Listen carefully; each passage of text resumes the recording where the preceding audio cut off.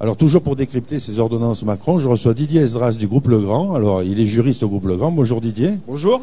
Alors est-ce que tu pourrais nous faire un panorama de cette nouvelle représentation du personnel proposée par ce projet qui pourrait devenir ordonnance, puisque tel est son nom dans la presse, avec des nouvelles prérogatives et une nouvelle manière d'agir et une mise en place. Parce que je pense que ce qui inquiète nos élus qui sont là, c'est comment ça va se mettre en place aussi. Après, effectivement. Alors aujourd'hui, c'est vrai qu'il faut noter qu'on parle de projet d'ordonnance. Ce qui a été présenté le 31 août, ce sont 5 projets d'ordonnance qui prévoient notamment, par exemple, une nouvelle articulation entre la convention de branche et les accords d'entreprise. Et puis, comme Jacques l'indique, un nouveau paysage de la représentation du personnel au sein de l'entreprise.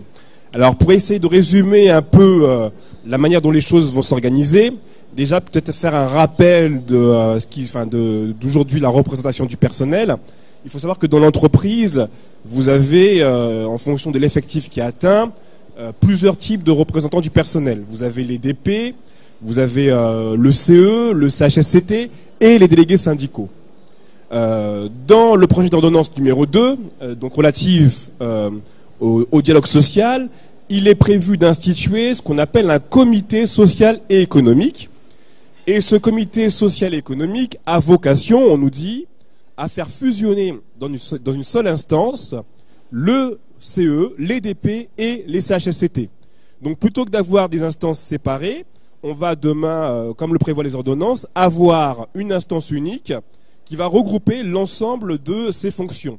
Alors, on ne va pas voir disparaître les missions de DP, de CE et de CHSCT. Simplement, elles seront regroupées sur les mêmes personnes qui seront élues au sein de cette nouvelle instance. Ce qu'on peut relever d'ores et déjà, et c'est là-dessus qu'il faut vous alerter, c'est que on regroupe donc des mandats. Si on regarde les moyens qui sont prévus pour faire fonctionner ces instances, il convient d'ores et déjà de vous alerter sur plusieurs points. Premièrement, le nombre d'heures de délégation. Demain, l'ordonnance prévoit un nombre d'heures de délégation, et ce qui est inquiétant, c'est que apparemment, on part sur un nombre d'heures qui sera inférieur au total du nombre d'heures que vous avez si vous avez plusieurs casquettes de représentants.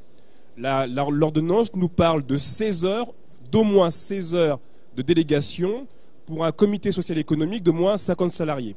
Alors qu'en théorie, aujourd'hui, quelqu'un qui est DP, CE et CHSCT, il a déjà au niveau du CE 20 heures et au niveau des DP 15 heures. Donc vous voyez, déjà on est à 35 heures et là on nous dit que demain, dans un comité social et économique, on serait à au moins 16 heures. Donc attention, parce que donc on a plus de missions, mais peut-être moins d'heures, et probablement moins d'heures. Donc ça, c'est un premier point. Et moins de budget. Alors, second point, merci Jacques, c'est le budget. Ça fait encore plus mal. Aujourd'hui, au niveau des instances, les DP n'ont pas de budget. Le CHSCT n'a pas de budget. Seul le CE a 2 budgets. Un budget qu'on appelle un budget de fonctionnement, dont le montant est 0,20% de la masse salariale brute, et un budget pour les œuvres sociales. Demain, ce qui est prévu dans le comité social et économique, c'est que vous ayez un budget, alors soit de 0,20 si l'effectif est inférieur à 2000, soit 0,22% si l'effectif est supérieur à 2000 salariés. Donc 0,20%, notez bien que ce ne sera pas uniquement pour assurer le rôle économique du CE, mais également pour exercer des missions de DP ou de CHSCT. Donc là aussi, on peut effectivement parler de moins de moyens, puisque avec 0,20, il faudra faire plus que ce que fait le CE aujourd'hui. Il faudra aussi assumer les fonctions de DP et de CHSCT. Et autre chose, par rapport au mode de calcul de ce budget, aujourd'hui, ce qui est intéressant, c'est qu'il est calculé sur une assiette qu'on appelle le compte 641. C'est la masse salariale brute avec d'autres éléments, tels que les indemnités de licenciement ou les indemnités de rupture conventionnelle. Là, dans l'ordonnance, on nous a marqué noir sur blanc que le budget sera calculé sur les rémunérations soumises à cotisation. Donc on a un budget qui va rester en théorie de 0,20, mais qui va en fait baisser.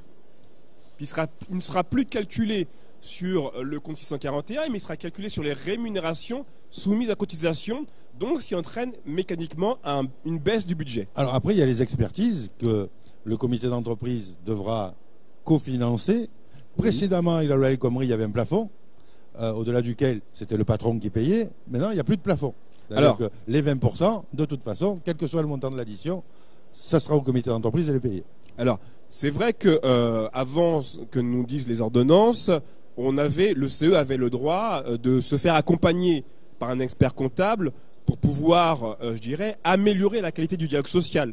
Le but, si vous voulez, ou la valeur ajoutée de l'expertise comptable, c'était surtout de permettre aux élus d'avoir un éclairage, d'une part économique, quand l'expert comptable était désigné dans le cadre de la consultation sur la situation économique.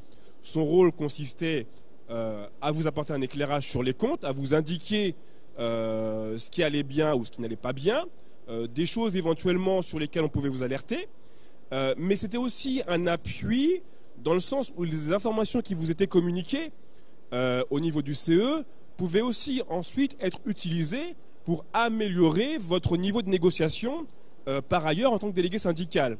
Donc cet appel à l'expertise comptable était et reste extrêmement importante. Simplement, il y avait 2 cas où l'expertise comptable était rémunérée à 100% par l'employeur, ce qui est donc la consultation sur les comptes et la consultation sur ce qu'on appelle la politique sociale, où là l'expert comptable intervient notamment pour faire un point sur les rémunérations ou tout ce qui concerne en fait le social.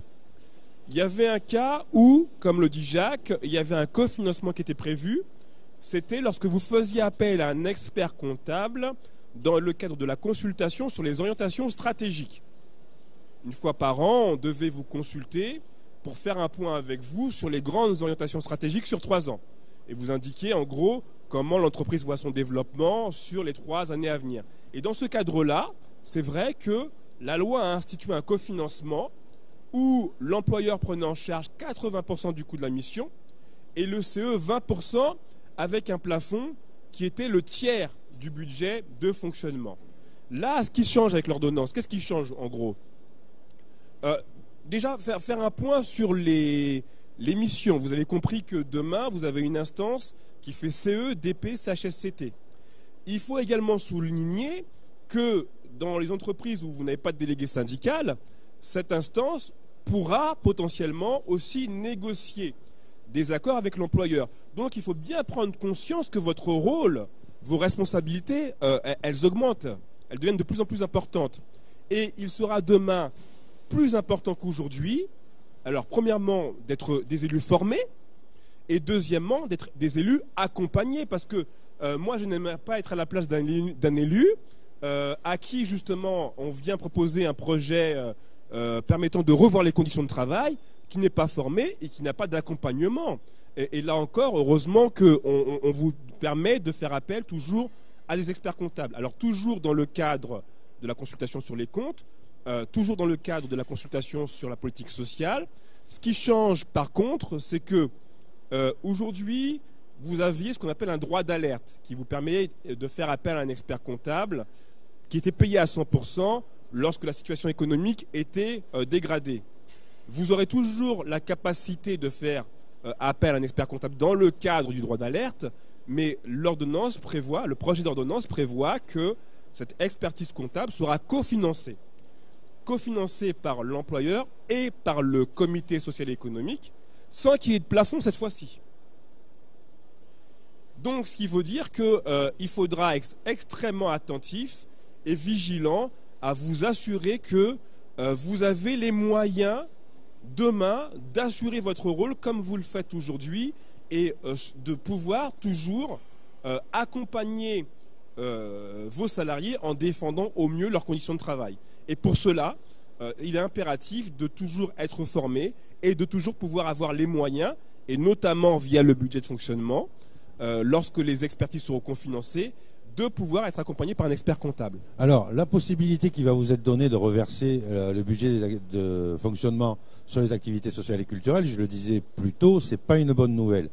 Mais là où, après l'explication de Didier, on va se demander quel reste, puisque vous allez avoir à assumer des expertises que vous n'aviez pas assumées avant, et vous allez avoir à payer des choses que vous n'aviez pas à payer avant. Donc je pense que ce qui va pouvoir être reversé sur les activités sociales et culturelles n'est qu'une vue de l'esprit, et une possibilité qui vous est donnée, un peu un miroir aux alouettes. Tout à fait. Alors attention à cela, effectivement, puisque à partir du moment où on vous dit que vous avez la possibilité de faire passer une partie du budget de fonctionnement sur les œuvres sociales, eh ben, le risque, c'est que si on vous présente un projet de réorganisation, ou si on vient vous présenter un accord d'entreprise, vous n'ayez pas suffisamment de capacité pour pouvoir défendre au mieux, et c'est ça le rôle de l'élu, défendre au mieux les conditions de travail des salariés. Il est impératif que vous ayez toujours cette possibilité de vous doter de tous les outils légaux que la loi met à votre disposition pour pouvoir défendre les conditions de travail. Je crois que c'est une très bonne conclusion, puisqu'on est sur le salon des comités d'entreprise, donc demander aux élus d'être vigilants pour toujours avoir les moyens de défendre, parce qu'on est représentant des salariés, donc on représente les salariés, mais pour leurs intérêts. Donc je pense que c'est une très bonne conclusion. Pour tout le reste de cette conférence, c'est à quelle heure que tu traites ça pendant le salon? À 10h30. À 10h30 pour aller en salle de conférence, pour voir Didier, qui va vous faire, avec un peu plus de détails, sur la technique et le mode d'emploi. Merci Didier, merci. Notre partenaire Legrand, ici sur le salon de Lille. Parfait, merci beaucoup. Et puis pour ceux qui le souhaitent, à la conférence. Merci.